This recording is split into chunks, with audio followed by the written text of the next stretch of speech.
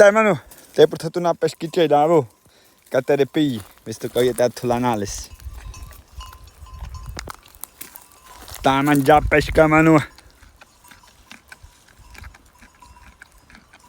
Come mazzichi, eh? Questa musca. Buona pesca, eh? Come mazzichi, come si vede. Guardalo. Te stai mangiando una big bubble, Manu.